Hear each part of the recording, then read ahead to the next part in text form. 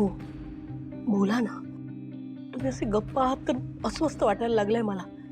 काय झालंय?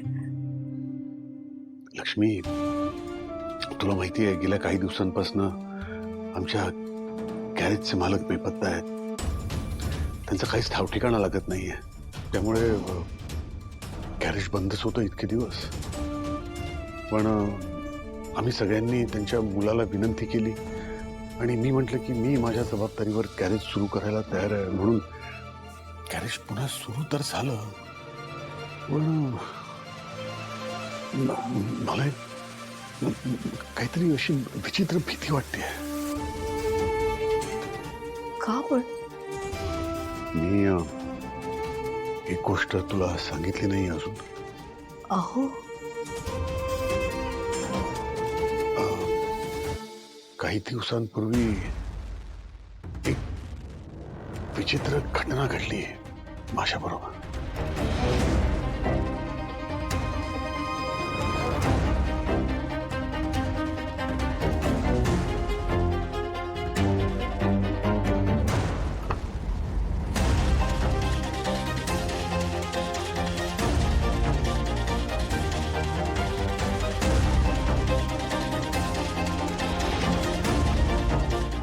अरे बापरे. लक्ष्मी, म्हणजे माझ्या हातून नक्की काय घडलं आणि नक्की काय केलं मला नीटसं नाही माहिती. पण एक नक्की की काहीतरी चुकीचं घडलंय माझ्या. अगं मला पोलिसांनी सांगितलं, त्यामुळे मी तसं तसं करत गेलो. त्यांना सांगायचा प्रयत्न केला, पण त्यांनी काही माझं ऐकलंच नाही. पण ते करतानाही जाणवत होतं की काहीतरी चुकतंय. आणि अगं त्या घटनेला विसरू नाही शकत मी. म्हणजे अचानक अशी झोपेतनं जाग येते, सतत ती दृश्य डोळ्यासमोर यायला लागतात ग. इतके दिवस झाले ती घटना घडून, पण ती विसरू नाही शकलोय मी अजून.